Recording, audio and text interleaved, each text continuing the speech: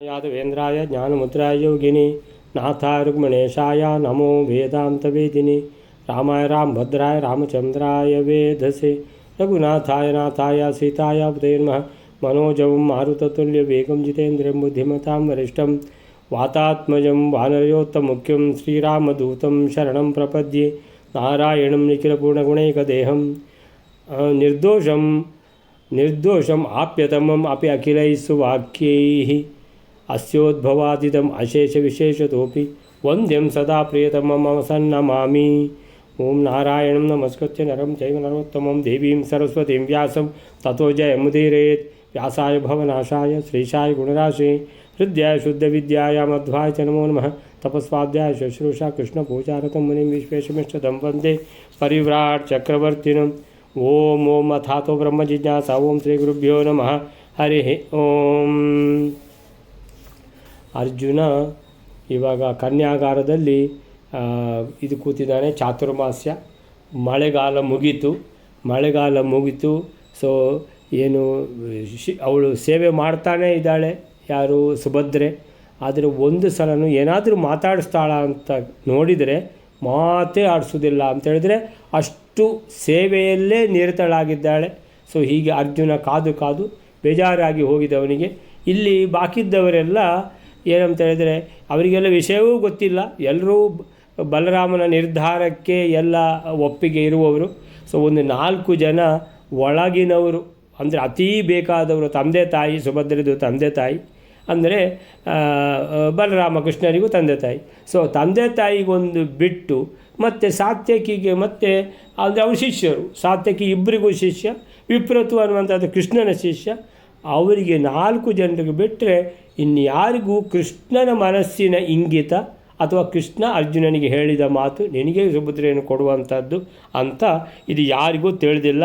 ಅವರಿಗೆ ಹೇಳಿದರೆ ಗೊಂದಲನೇ ಆಗ್ತದೆ ವಿನಃ ಏನೂ ಪ್ರಯೋಜನ ಆಗುವುದಿಲ್ಲ. ಯಾಕಂದರೆ ಅವರೆಲ್ಲ ದುರ್ಯೋಧನನಿಗೆ ಸುಭದ್ರೆಯನ್ನು ಕೊಡುವುದು ಅಂತ ಹೇಳಿದರೂ ಅವರಿಗೇನು ಬೇಜಾರಿಲ್ಲ. ಅಂದರೆ ದುರ್ಯೋಧನನಿಗೆ ಕೊಡುವುದಾ ಅಂತೇಳಿದ್ರೆ ಯೋಚನೆಯೇ ಮಾಡಲಿಕ್ಕೆ ಹೋಗೋದಿಲ್ಲ ಅವರು. ಬಲರಾಮ ಪ್ರತಿಜ್ಞೆ ಮಾಡಿದ್ದಾನೆ ದುರ್ಯೋಧನೆ ಕೊಡುವುದು ಅಂತ. ಸೊ ಇಂತಹ ಒಂದು ವಿಚಿತ್ರ ಆದರೂ ನಿಜ ಅಂತ. ಸೊ ಹೀಗೆ ಏನಾಗಿದೆ, ಕೃಷ್ಣನೇ ಒಂದು ನೋಡಿ ಈ ಥರ ಒಂದು ಅನುಭವ ಭಗವಂತ ಸ್ವಂತ ತನ್ನ ಮಕ್ಕಳಿಗೆ ಹೇಳಲಿಲ್ಲ.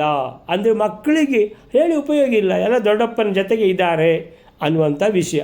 ಸೊ ಹೀಗೆ ಇರುವಾಗ ಅರ್ಜುನನಿಗೆ ಹೀಗೆ ಇವರೆಲ್ಲ ಪಿಂಡೋದ್ಧಾರ ಕ್ಷೇತ್ರಕ್ಕೆ ಹೋಗಿದ್ದಾರೆ, ಅಲ್ಲೇನೋ ಉತ್ಸವಂತೆ, ಒಂದಾದ ಮೇಲೆ ಒಂದು ಉತ್ಸವ ಅಂತೇಳ್ಕೊಂಡು ಅಲ್ಲಿಗೆ ಹೋಗಿರುವಂಥ ಸಂದರ್ಭದಲ್ಲಿ ಕೆಲವು ದಿನ ಇವರೇ ಇಬ್ಬರಿದ್ದಾರೆ, ಅರ್ಜುನ ಮತ್ತು ಸುಭದ್ರೆ ಅಂತೇಳಿದ್ರೆ ಬಹಳ ಜನ ಕಡಿಮೆ.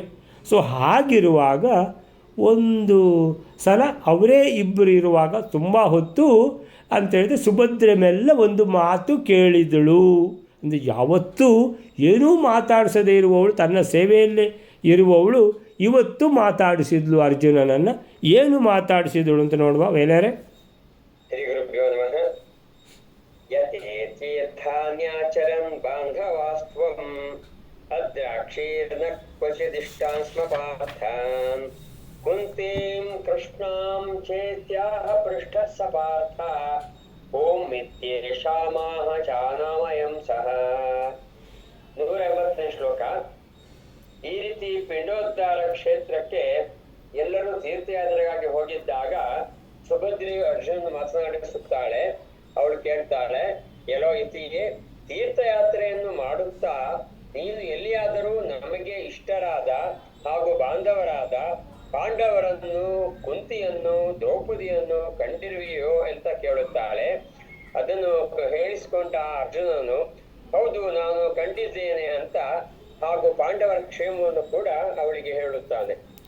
ಯತೇ ತೀರ್ಥಾನಿ ಆಚರನ್ ಬಾಂಧವಾನ್ ತ್ವಂ ಅದ್ರಾಕ್ಷೀಃ ನ ಕ್ವಚಿತ್ ಇಷ್ಟಾನ್ ಸ್ಮ ಪಾರ್ಥಾನ್ ಕುಂತೀಂ ಕೃಷ್ಣಾಂ ಚೇತ್ಯಾಹ ಪೃಷ್ಠಃ ಸ ಪಾರ್ಥ ಓಮಿತ್ಯೇತೇಷಾಂ ಆಹ ಚ ಅನಾಮಯಂ ಸಹ. ಯತೆ ತೀರ್ಥಾನಿ ಆಚರನ್. ಹೇ ಯತಿಯೇ ಅಂತೇಳಿದ್ರೆ ಸುಭದ್ರೆಗೆ ಸ್ವಲ್ಪನೂ ಐಡಿಯಾನೇ ಇಲ್ಲ ಈ ಯತಿ ಯಾರು ಅಂತ, ಗೊತ್ತೇ ಇಲ್ಲ. ಯತಿ ಅಂತ ಹೇಳಿದ್ರೆ ಶ್ರೇಷ್ಠ ಸನ್ಯಾಸಿಯೊಬ್ಬರು ಇದ್ದಾರೆ, ಅವರ ಸೇವೆ ಮಾಡಲಿಕ್ಕೆ ಕೃಷ್ಣ ಹೇಳಿರೋದು, ಅವರ ಸೇವೆ ಮಾಡೋದು, ಇಷ್ಟು ಮಾತ್ರ ಗೊತ್ತಿರೋದು ಸುಭದ್ರೆಗೆ. ಹೀಗೆ ಸುಭದ್ರೆಗೆ ಕೂಡ ನೆನಪಾಗ್ತಾ ಉಂಟು ಯಾರ್ದು, ಕುಂತಿದ್ದು, ಆಮೇಲೆ ಅರ್ಜುನಂದು, ಪಾಂಡವರದ್ದು ಎಲ್ಲ ನೆನಪಾಗ್ತಾ ಉಂಟು. ಆದರೆ ಏನು ಸನ್ಯಾಸಿಗೆ ಗೊತ್ತಿರ್ಬೋದು, ಕೇಳಿ ನೋಡುವ ಅಂತೇಳಿಬಿಟ್ಟು ಹೇ ಯತಿ, ಹೇ ಸನ್ಯಾಸಿಯೇ ಯತೆ ತೀರ್ಥಾನಿ ಆಚರನ್. ತೀರ್ಥಯಾತ್ರೆ ಮಾಡ್ತಾ ಇರ್ತೀರಲ್ವ ನೀವು, ಹೌದು. ತ್ವಂ ನೀವು, ಬಾಂಧವಾನ್ ನಹ ಬಾಂಧವಾನ್ ನನ್ನ ಬಂಧುಗಳನ್ನು ಅಂತೇಳಿದ್ಗಳು ಅರ್ಜುನ ನೋಡ್ತಾನೆ, ಯಾರ ವಿಷಯ ಅಂತ.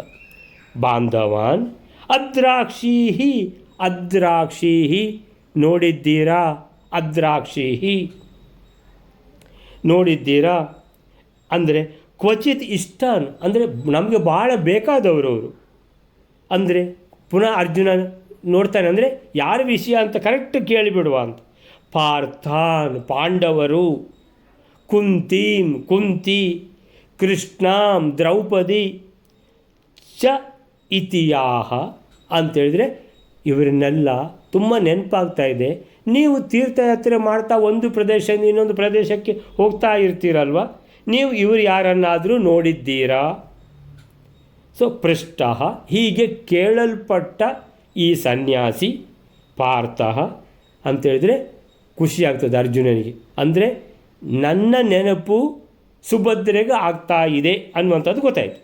ಸೊ ಪಾರ್ಥ ಓಮಿತಿ, ಓಂ ಇತಿ ಏಷ ಇತಿ ಏತೇಷಾಂ ಆಹ. ಓಂ ಇತಿ, ಓಂ ಅಂತೇಳಿದರೆ ಹೌದು ನೋಡಿದ್ದೇನೆ, ಓಂ ಹೌದು ನೋಡಿದ್ದೇನಲ್ವಾ, ಓಂ ಇತಿ ಏತೇಷಾಂ ಇವರನ್ನೆಲ್ಲ ನೋಡಿದ್ದೇನೆ ನಾನು. ಏತೇಷಾಂ ಅಂತೇಳಿದರೆ ನೀನು ಯಾರನ್ನೆಲ್ಲ ಹೇಳಿದ್ಯೋ, ಪಾಂಡವರು, ಆಮೇಲೆ ಕುಂತಿ, ಆಮೇಲಿಂದ ಕೃಷ್ಣ ಅಂತೇಳಿದರೆ ದ್ರೌಪದಿ, ಎಲ್ಲರನ್ನೂ ನೋಡಿದ್ದೇನೆ. ಚೆನ್ನಾಗಿದ್ದಾರೆ ಅವರು, ಚೆನ್ನಾಗಿದ್ದಾರೆ. ಏನೋ ಎಲ್ಲಿ ಬಂತದ್ದು? ಚ ಅನಾಮಯಂ, ಆಮಯ ಅಂದರೆ ರೋಗ, ಅನಾಮಯಂ ಅಂತೇಳಿದರೆ ರೋಗ ಇಲ್ಲದೆ, ಎಲ್ಲ ಅಂದರೆ ರೋಗ ಇಲ್ಲ, ಅವರು ಆರಾಮಿದ್ದಾರೆ ಅಂತ, ಚೆನ್ನಾಗಿದ್ದಾರೆ, ಖುಷಿಯಾಗಿದ್ದಾರೆ, ಸಂತೋಷವಾಗಿದ್ದಾರೆ ಅಂತ ಅರ್ಥ. ಅಂದರೆ ಚೆನ್ನಾಗಿದ್ದಾರೆ, ಕ್ಷೇಮವಾಗಿದ್ದಾರೆ. ಮೊದಲೆಲ್ಲ ಯಾವುದೆಲ್ಲ ಈ ಮೊಬೈಲೆಲ್ಲ ಇಲ್ಲದಿರುವಾಗ, ನಾವು ಸಣ್ಣದಿರುವ ಸಮಯದಲ್ಲಿ ಒಬ್ಬರಿಗೆ ಕ್ಷೇಮ ವ್ಯವಹಾರ, ನಾನು ಕ್ಷೇಮ, ನೀವು ಹೇಗಿದ್ದೀರಿ, ನಾವು ಕ್ಷೇಮ, ನಿಮ್ಮ ಕ್ಷೇಮ ಸಮಾಚಾರವನ್ನು ತಿಳಿಸಲಿಕ್ಕೆ ನಾವು ಕೇಳಲಿಕ್ಕೆ ಉತ್ಸುಕರಾಗಿದ್ದೇವೆ, ಹೇಗಿದ್ದೀರಿ ತಿಳಿಸಿ. ಸೊ ಈ ರೀತಿ ಎಲ್ಲ ಪತ್ರದ ಮುಖಾಂತರ ನಡೀತಿತ್ತು. ಅಂದರೆ ನಾನು ಕ್ಷೇಮ, ನೀವು ಕ್ಷೇಮ ಇದ್ದೀರಾ ಅಂತ. ಸೊ ಅವರೆಲ್ಲ ಕ್ಷೇಮ ಇದ್ದಾರೆ ಅಂದರೆ ಆ ಊರಿಂದ ಯಾರೊಬ್ಬರು ಬಂದರು ಅಂತ ಇಟ್ಕೊಳ್ಳಿ. ಸೊ ಆವಾಗ ಆ ಊರಿನ ಬಗ್ಗೆ ಎಲ್ಲ ಕೇಳ್ತೀರಿ ನೀವು. ಕೇಳಿಕೊಂಡು ನಮ್ಮ ಅಮ್ಮ ಹೇಗಿದ್ದಾರೆ, ನಮ್ಮ ಅಪ್ಪ ಹೇಗಿದ್ದಾರೆ, ಎಲ್ಲ ವಿಷಯ. ಸೊ ಹೀಗೆ ಇವಳು ಮೆಲ್ಲಕ್ಕೆ ಬಾಯಿ ಬಿಟ್ಲು ಅಂತಾಯಿತು. ಸೊ ಈ ಶ್ಲೋಕದಲ್ಲಿ ಕೇಳ್ತಾಳೆ, ಹೇ ಯತಿ ಶ್ರೇಷ್ಠರೇ ಯತೆ ತೀರ್ಥಾನಿ ಆಚರನ್. ನೀವು ತೀರ್ಥಯಾತ್ರೆ ಮಾಡ್ತಾ ತ್ವಂ ನೀವು ನಹ ಬಾಂಧವಾನ್ ನಮ್ಮ ಬಂಧುಗಳನ್ನು ಕ್ವಚಿತ್ ಇಷ್ಟ ನಮಗೆ ಪ್ರಿಯ ಬಂಧುಗಳು ಬೇಕಾದವರು ಯಾರು ಅಂತ ಹೇಳಿದ್ರೆ ಪಾಂಡವರು. ಪಾಂಡವರು ಅಂದರೆ ಪಾಂಡವರು, ಪಾರ್ಥ ಒಬ್ಬರನ್ನೇ ಕೇಳಿದ್ದಲ್ಲ, ಪಾರ್ಥಾನ್ ಎಲ್ಲ ಪಾಂಡವರು. ಕುಂತಿ ಕೃಷ್ಣಾಂ ದ್ರೌಪದಿಯನ್ನು, ಕ್ವಚಿತ್ ಅದ್ರಾಕ್ಷಿ ಅಂತೇಳಿದರೆ ಎಲ್ಲಿಯಾದರೂ ನೋಡಿದ್ದೀರಾ, ಕ್ವಚಿತ್ ಅದ್ರಾಕ್ಷಿ ಅಂದರೆ ನಿಮಗೆ ಎಲ್ಲಾದರೂ ಸಿಕ್ಕಿದ್ದಾರಾ ಇವರು ಅಂತ. ಸೊ ಅದಕ್ಕೆ ಎಲ್ಲ ಇವಳದು ಮುಗಿಯೋ ತನಕ ಕಾಯ್ತಾ ಇದ್ದ, ಏನಾದರೂ ಅರ್ಜುನಂತ ಹೆಸರು ಬರ್ತದ ಅಂತೆಲ್ಲ, ಪಾಂಡವರು ಅಂತ ಅಷ್ಟು ಬಂದಿದೆ ಆಯ್ತಲ್ಲ. ಅಷ್ಟಾಗುವಾಗ ಅವನು ಹೇಳ್ತಾನೆ, ಪೃಷ್ಟ ಕೇಳಲ್ಪಟ್ಟಾಗ, ಪೃಷ್ಟ ಪೃಚ್ಛತಿ, ಸಹ ಪೃಚ್ಛತಿ ಯಾರು, ಸುಭದ್ರೆ ಪೃಚ್ಛತಿ ಅಂದರೆ ಕೇಳಿದಳು. ಸೊ ಪೃಷ್ಟ ಅರ್ಜುನನು ಕೇಳಲ್ಪಟ್ಟವನಾಗಿ ಹೇಳ್ತಾನೆ, ಪಾರ್ಥ ಪೃಷ್ಟ ಅವನು ಹೇಳ್ತಾನೆ, ಓಮಿತಿ ಅಂದರೆ ಹೌದು ನೋಡಿದ್ದೇನೆ, ಓಮಿತಿ ಯತೇಷಾಂ ಇವರನ್ನೆಲ್ಲ ನೋಡಿದ್ದೇನೆ. ಚ ಅನಾಮಯಂ ಆಮಯ ಇಲ್ಲ, ಏನು ರೋಗ ಇಲ್ಲ, ಆರಾಮಿದ್ದಾರೆ, ಭಾಳ ಸಂತೋಷದಲ್ಲಿ ಖುಷಿಯಾಗಿದ್ದಾರೆ ಅಂತ ಹೇಳಿದ. ಸೊ ಮುಂದೆ ಏನೆಲ್ಲ ಮಾತು ಬರ್ತದೆ ನೋಡುವ ಮಹಿಳೆಯರೇ. ಓ ಯಸ್ಸಾವಾದಿ ಭಗವನ್ನಿಂದ್ರ ಸೂನು ಗತಸ್ಥೀರ್ಥಾರ್ಥಂ ಬ್ರಾಹ್ಮಣೇಭ್ಯ ಶ್ರುತೋ ಮೇ ಕ್ವಚಿತ್ ದೃಷ್ಟೋ ಭವತೇತ್ಯೋಮಿತಿ ಸ್ಮ ಪಾರ್ಥೋಪ್ಯೂಚೆ ಕ್ವೇತಿ ಸಾ ಪೃಚ್ಛದೇನಂ. 181ನೇ ಶ್ಲೋಕ. ಸುಭದ್ರೆಯು ಆ ರೀತಿ ಕೇಳಲು ಅರ್ಜುನನು ಹೌದು ನೋಡಿದ್ದೇನೆ ಅಂತ ಹೇಳ್ತಾನೆ.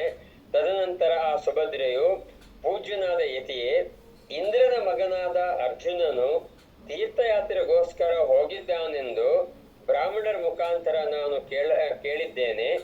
ಅವನನ್ನು ನೀನು ಎಲ್ಲಿಯಾದರೂ ಕಾಣಿರಿಯೋ ಎಂದು ಕೇಳುತ್ತಾಳೆ. ಅರ್ಜುನನು ಹೌದೆಂದು ಹೇಳುತ್ತಾನೆ. ಸುಭದ್ರೆಯು ಎಲ್ಲಿ ಎಂದು ಈ ಯತಿಯನ್ನು ಕೇಳುತ್ತಾಳೆ. ಭೂಯಸ್ಸಾದೀತ್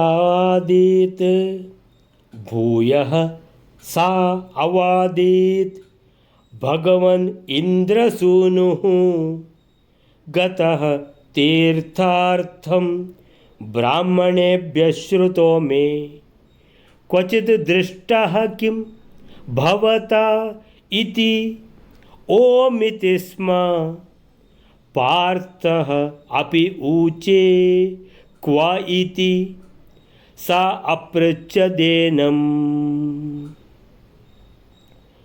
ಮತ್ತೆ ಏನಾಗ್ತದೆ ಅಂತೇಳಿದರೆ, ಈಗ ಅರ್ಜುನಂದು ಕಿವಿ ನೆಟ್ಟಗಿದೆ, ಏನು ಕೇಳ್ತಾಳೆ ಇನ್ನೂ ನೋಡಬೇಕು ಅಂತ. ಅಂದರೆ ಇಷ್ಟೆಯ ಎಲ್ಲರನ್ನು ಜನರಲ್ ಆಗಿ ಕೇಳಿದ್ದ, ಅಥವಾ ಏನಾದರೂ ನನ್ನ ವಿಷಯ ಕೇಳ್ತಾಳ, ನನ್ನನ್ನು ಅಂದರೆ ನನ್ನದೇ ವಿಷಯ ಏನಾದರೂ ಕೇಳಲಿಕ್ಕೆ ಇಂಟ್ರೆಸ್ಟ್ ಇರೋದಾ, ಏನು ಸಂಗತಿ ಅಂತ ನೋಡುವ ಅಂಥೇಳಿ ಹೀಗೆ ಅವಳನ್ನೇ ನೋಡ್ತಾನೆ, ಇನ್ನೇನು ಕೇಳಲಿಕ್ಕಿದೆ ಅಂತ. ಭೂಯಃ ಪುನಃ ಸಾ ಆ ಸುಭದ್ರೆ ಅವಾದೀತ್ ಅಂದರೆ ಹೇಳಿದಳು. ಏನಂತ ಅಂದರೆ ಹೇಳಿದಳು ಅಂತೇಳಿದರೆ ಕೇಳ್ತಾಳೆ. ಏನು ಕೇಳ್ತಾಳೆ? ಭಗವನ್ ಹೇ ಯತಿ ಶ್ರೇಷ್ಠರೇ, ಇಂದ್ರಸೂನುಹು ಅಂದರೆ ಇಂದ್ರನ ಮಗನಾದ ಅರ್ಜುನ. ಅಷ್ಟು ಹೇಳಿದ ಕೂಡಲೇ ಅರ್ಜುನನ ಕಣ್ಣೆಲ್ಲ ಆಶ್ಚರ್ಯ ಮತ್ತು ಏನಂತ ಹೇಳಿದ್ರೆ, ತಾನು ಏನು ನಿರೀಕ್ಷಿಸ್ತಿದ್ನೋ ಅರ್ಜುನ ಅಂತ ಅವಳು ಹೇಳಿದ ಕೂಡಲೇ ಕಣ್ಣೆಲ್ಲ ಅರಳಿ ಏನಾಯಿತು, ಕಣ್ಣು ಗುಡ್ಡೆ ಎಲ್ಲ ಕಪ್ಪು ಕಪ್ಪಾಗಿ ಶುರುವಾಯಿತು, ಹೊಳಿಲಿಕ್ಕೆ ಶುರುವಾಯಿತು ಅರ್ಜುನಂದು. ಇಂದ್ರಸೂನು ಇಂದ್ರಸೂನು ಏನಕ್ಕೆ ಹೇಳು. ಗತಃ ತೀರ್ಥಾರ್ಥಂ, ಅವನು ತೀರ್ಥಯಾತ್ರೆಗೆ ಹೋಗಿದ್ದ ಸುದ್ದಿ ಹೋಗಿದ್ದಾನಂತಲ್ಲ, ಗತಃ ತೀರ್ಥಾರ್ಥಂ ತೀರ್ಥಯಾತ್ರೆಗೆ ಗತಃ ಹೋಗಿದ್ದಾನಂತೆ. ಅಂದರೆ ನನಗೆ ಹೇಗೆ ತಿಳಿತು ಅಂತೇಳಿದರೆ, ಬ್ರಾಹ್ಮಣೇಭ್ಯ ಶ್ರುತೋ ಮೇ ನಾನು ಶ್ರುತಃ ಕೇಳಿದ್ದೇನೆ. ಏನಂತ? ಆ ಅರ್ಜುನ ತೀರ್ಥಯಾತ್ರೆಗೆ ಹೋಗಿದ್ದಾನಂತೆ. ಮೊನ್ನೆ ಬ್ರಾಹ್ಮಣರು ಕೆಲವರು ಸಿಕ್ಕಿದ್ರು, ಅವರು ಹೇಳಿದರು, ಹೌದು ನಾವು ಸ್ವಲ್ಪ ಸಮಯ ಅವನ ಜೊತೆಗೆ ಇದ್ವಿ, ಆಮೇಲಿಂದ ನಾವು ಬೇರೆ ಬಂದ್ವಿ, ಅವನು ತೀರ್ಥಯಾತ್ರೆ ಮುಂದುವರಿಸಿದ್ದಾನೆ ಅಂತ ಅರ್ಜುನ ತೀರ್ಥಯಾತ್ರೆಗೆ ಹೋಗಿದ್ದಾನಂತೆ ಅಂತೇಳುವಾಗ ಗೊತ್ತಾಯ್ತು ಇವನಿಗೆ, ಓ ಇವಳಿಗೆ ಅರ್ಜುನನ ವಿಷಯನೇ ಕೇಳಬೇಕು ಅನ್ನುವಂಥದ್ದು ಗೊತ್ತಾಯಿತು. ಅಂಥೇಳಿದರೆ ಇಷ್ಟೇ ತನಕ ಅವನು ಏನಂತೇಳಿದರೆ ಕಾದು ಕೂತಿದ್ದ, ಯಾವಾಗ ಇವಳು ಮಾತಾಡಿಸ್ತಾಳಂತ. ಅಂದರೆ ಈಗ ಅವಳಿಗೆ ಅರ್ಜುನನ ಮೇಲೆ ಮನಸ್ಸಿದೆ ಅನ್ನುವಂಥದ್ದು ಅಲ್ಲಿವರೆಗೆ ಗೊತ್ತಾಯಿತು. ಸೊ ಅದು ಹೇಳ್ತಾಳವಳು. ಪುನಃ ಅವಳು ಕೇಳ್ತಾಳೆ, ಭಗವನ್ ಇಂದ್ರಸೂನುಹು ಗತಃ ತೀರ್ಥಾರ್ಥಂ. ಆ ಅರ್ಜುನ ಇದ್ದಾನಲ್ಲ, ಅವನು ತೀರ್ಥಯಾತ್ರೆಗೆ ಹೋಗಿದ್ದಾನಂತೆ, ಆ ಬ್ರಾಹ್ಮಣರು ನನಗೆ ಹೇಳಿದರು ಅಂತ ಹೇಳಿದ್ಲು. ಆಮೇಲಿಂದ ಹೌದು ಇನ್ನೇನಾರ ಇವಳ್ದು ಅಂತ ಪೂರ್ತಿ ಮುಗಿಬೇಕಲ್ಲ, ಅವನು ಹೇಳುವ ಮೊದಲು ಕ್ವಚಿತ್ ದೃಷ್ಟ ಭವತ ಅಂದರೆ ನಿಮ್ಮಿಂದ, ಕ್ವಚಿತ್ ದೃಷ್ಟ ಕಿಂ ಏನು ನೀವೆಲ್ಲಾದರೂ ನೋಡಿದ್ದೀರಾ ಆ ಅರ್ಜುನನನ್ನು? ಭವತ ದೃಷ್ಟೋ ಕಚ್ಚಿದು ಎಲ್ಲಾದರೂ ನಿಮಗೆ ಸಿಕ್ಕಿದ್ದಾನ, ನೀವು ನೋಡಿದ್ದೀರಾ? ಅಷ್ಟು ಹೇಳಿದಾಗ ಅಂದರೆ ಅವಳು ನಿಲ್ಲಿಸಿದ್ಲು ಅಂತ ಗೊತ್ತಾಯ್ತು. ಅದಕ್ಕೆ ಹೇಳ್ತಾನೆ ಓಮಿತಿ, ಹೌದು ನಾನು ನೋಡಿದ್ದೇನೆ ಅಂತ. ಅರೆ ಇವಳಿಗೆ ಕಣ್ಣು ಅರಳಿಕ್ಕೆ ಶುರುವಾಯಿತು, ಅವನು ನೋಡಿದ್ದೇನೆ ಅಂತ ಹೇಳಿದ ಕೂಡಲೇ ಸ್ಮ ಓಮಿತಿ ಸ್ಮ, ಹೌದು ನಾನು ನೋಡಿದ್ದೇನಲ್ಲ. ಪಾರ್ಥಃ ಅರ್ಜುನ ಹೇಳ್ತಾನೆ, ಅಪಿ ಊಚೆ ಕ್ವಹ ಇತಿ, ಅಷ್ಟು ಅರ್ಜುನ ಹೇಳಿದಾಗ ಹೌದು ನಾನು ನೋಡಿದ್ದೇನೆ ಹೌದು ಅರ್ಜುನ ನನಗೆ ಸಿಕ್ಕಿದ್ದಾನೆ ಅಂತ ಕೇಳುವಾಗ ಅವಳು ಅಪಿ ಊಚೆ, ಅವಳು ಕ್ವಹ ಎಲ್ಲಿ ಇತಿ ಅಂದರೆ ಸುಭದ್ರ ಕೇಳ್ತಾಳೆ, ಎಲ್ಲಿ ನೋಡಿದ್ದು ನಿಮಗೆ, ಅರ್ಜುನ ಎಲ್ಲಿ ಸಿಕ್ಕಿದ್ದು ನಿಮಗೆ ಅಂತ. ಅಷ್ಟಾಗುವಾಗ ಸಾ ಅಪೃಚ್ಛತ್ ಏನಂ, ಸಾ ಸುಭದ್ರೆ ಬಹಳ ಕುತೂಹಲ, ಬಹಳ ಏನು ತಿಳ್ಕೊಳ್ಬೇಕು ಅನ್ನುವಂಥ ದೃಷ್ಟಿಯಿಂದ ಸಾ ಅವಳು ಅಪೃಚ್ಛತ್ ಕೇಳಿದ್ಲು, ಏನಮ್ಮಂದರೆ ಈ ಅರ್ಜುನ ಸನ್ಯಾಸಿಯನ್ನು ಎಲ್ಲಿ ನೋಡಿದ್ದು ನೀವು, ಹೇಗಿದ್ದಾರೆ ಅಂತ ಅದರ ಅರ್ಥ. ನೀವು ಎಲ್ಲಿ ನೋಡಿದ್ದು, ನಾನು ನೋಡಿದ್ದೇನೆ ಅಂತ ಹೇಳಿದ ಕೂಡಲೇ ಎಲ್ಲಿ ನೋಡಿದ್ದು ನೀವು, ಅವನ ಬಗ್ಗೆ ಹೇಳಿ ಅಂತ. ಅಂದರೆ ಈಗ ಸ್ಪಷ್ಟ ಆಯಿತು ಅರ್ಜುನನಿಗೆ ಇವಳಿಗೆ ತನ್ನ ಮೇಲೆ ಏನಿದೆ ಇಂಟ್ರೆಸ್ಟ್ ಇದೆ, ಅವಳಿಗೆ ಆಸಕ್ತಿ ಇದೆ ಅರ್ಜುನನ ಮೇಲೆ ಅಂತ ಹೇಳಿದ್ರೆ. ಇಲ್ಲದಿದ್ದರೆ ಮದುವೆ ನಿಶ್ಚಯ ಆಗಿದೆ ದುರ್ಯೋಧನನ ಜೊತೆಗೆ ಅಂತ ಹೇಳುವಾಗ ಯಾವ ಹೆಣ್ಣು ಮಕ್ಕಳು ಕೂಡ ದುರ್ಯೋಧನನ ಮೇಲೆ ಅವಳಿಗೆ ಒಂದು ವೇಳೆ ಆಸಕ್ತಿ ಇದ್ದರೆ ದುರ್ಯೋಧನನ ಬಗ್ಗೆ ಕೇಳ್ತಾಳೆ ವಿನಃ ಬೇರೆ ಯಾರ ಬಗ್ಗೆ ಕೇಳುವುದಿಲ್ಲ. ಇದು ಸನ್ಯಾಸಿ ಹತ್ರ ಅರ್ಜುನನ ಬಗ್ಗೆ ಕೇಳ್ತಾ ಇದ್ದಾಳೆ, ಎಲ್ಲಿ ನಿಮಗೆ ಸಿಕ್ಕಿದ್ದು, ಅವನು ಹೇಗಿದ್ದಾನೆ ನಾನು ಸ್ವಲ್ಪ ಹೇಳು ಅವನ ಬಗ್ಗೆ ಅಂತ ಹೇಳಿದರೆ ಅದರ ಅರ್ಥ ಏನು, ಅವಳಿಗೆ ಅರ್ಜುನನ ಮೇಲೆ ಆಸಕ್ತಿ ಇರೋದು ಅನ್ನುವಂಥದ್ದು ಅರ್ಜುನನಿಗೆ ಗೊತ್ತಾಯ್ತು ಈಗ. ಸೊ ಅವಳು ಮತ್ತೆ ಕೇಳಿದಳು, ಹೇ ಭಗವನ್ ಪೂಜ್ಯರೇ, ಭಗವನ್ ಅಂತ ಹೇಳಿದರೆ ಇಲ್ಲಿ ಪೂಜ್ಯರೇ, ಈ ಏನಂತ ಕೇಳ್ತಾಳೆ ಅಂತ ಹೇಳಿದ್ರೆ, ಈ ಅರ್ಜುನ ಇದ್ದಾನಲ್ಲ ಇಂದ್ರಸೂನು, ಅವನು ತೀರ್ಥಯಾತ್ರೆಗೆ ತೆರಳಿದನೆಂದು ಗತಃ ತೀರ್ಥಾರ್ಥಂ ನಾನು ಬ್ರಾಹ್ಮಣೇಭ್ಯ ಶ್ರುತಃ, ನಾನು ಬ್ರಾಹ್ಮಣರ ಮೂಲಕ ಕೇಳಿದ್ದೇನೆ.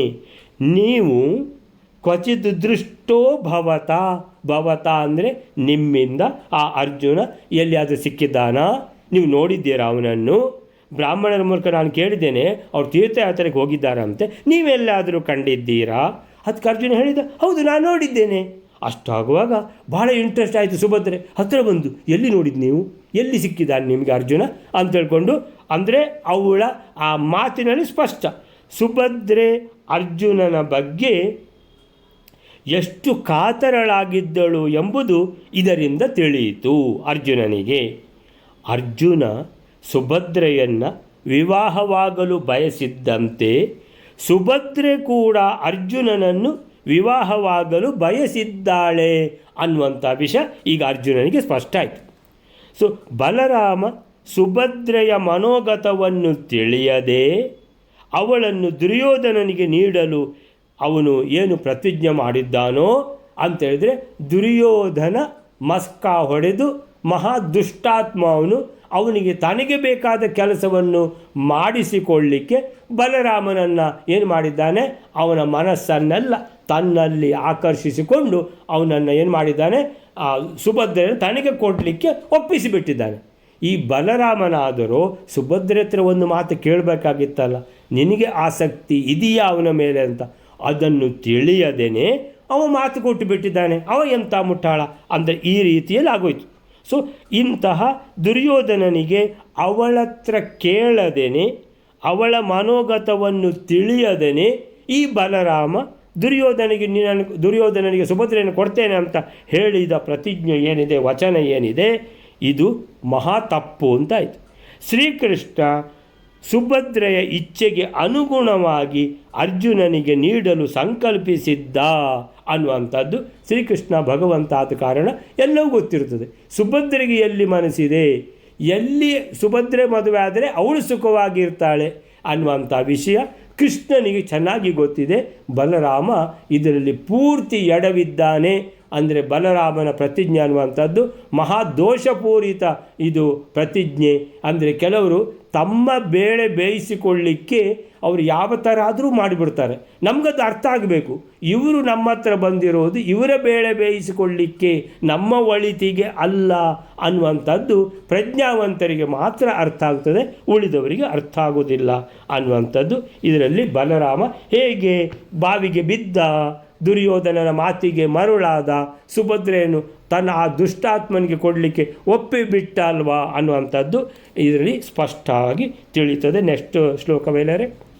ಅತ್ರೈವೇತಿ ಸ್ವಯಮಾನಂ ಚ ಪಾರ್ಥಂ ಪುನಃ ಪುನಃ ಪರ್ಯಪ್ರಚ್ಛುಭಾಂಗೀ ಸೋಪ್ಯಾಹೋನ್ಮತ್ತೆ ಸೋಸ್ಮಿಹೀತಿ ಸ್ವಯಂ ಸ್ಥಾಂ ಫುಲ್ಲಾಕ್ಷೀತಂ ಸಾ ದದರ್ಶಾತಿ ಹೃಷ್ಟಾ.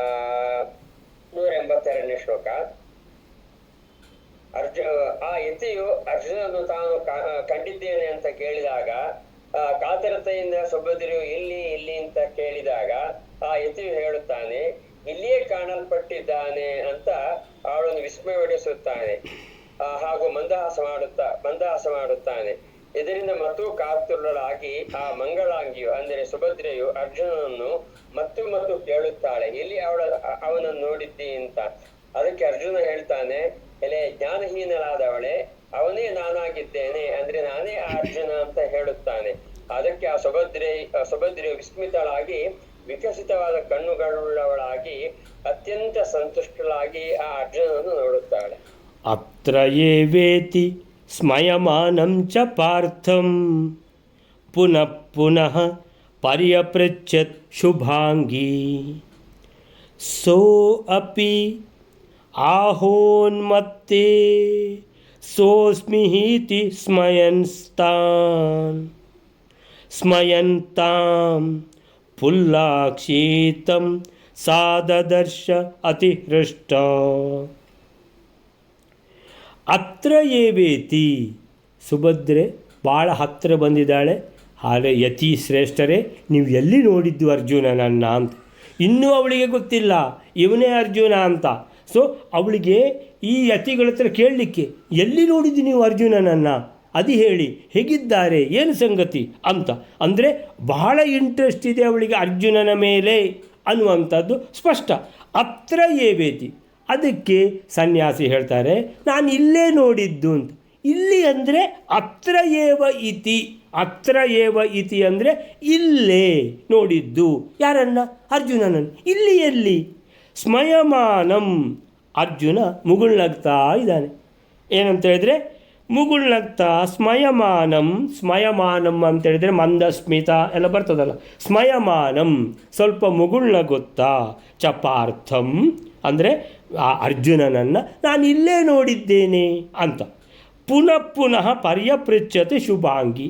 ಆ ಶುಭಾಂಗಿ ಅಂತೇಳಿದರೆ ಮದುವೆಗೆ ತಯಾರಾಗಿರುವವಳು, ಶುಭಾಂಗವುಳ್ಳವಳು ಅಂತೇಳಿದ್ರೆ ಬಹಳ ಚೆನ್ನಾಗಿ ಕಾಣಿಸಿಕೊಳ್ತಾ ಇದ್ದಾಳೆ ಅಂತ. ಚೆನ್ನಾಗಿರುವ ಅಂಗಗಳನ್ನು ಹೊಂದಿರುವವಳು ಶುಭಾಂಗಿ. ಇವಳು ಕೇಳ್ತಾಳೆ, ಪುನಃ ಕೇಳ್ತಾಳೆ, ಪರ್ಯಪೃಚ್ಛತೆ, ಎಲ್ಲಿ ನೋಡಿದ್ದು ನೀವು, ಇಲ್ಲೇ ಅಂದರೆ ಎಲ್ಲಿ ಅಂತ.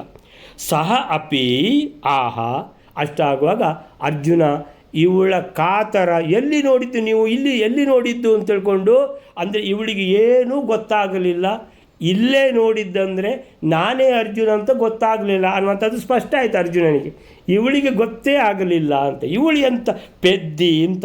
ಸೊ ಸಹ ಅಪಿ, ಅರ್ಜುನ ಕೂಡ ಹೇಳ್ತಾನೆ, ಉನ್ಮತ್ತೆ, ಹೇ ಪೆದ್ದಿಯೇ, ಹೇ ಹುಚ್ಚಿಯೇ, ಏನೇ ಅಂತ ಪ್ರೀತಿಯಲ್ಲಿ ಹೇಳುವಂಥದ್ದು.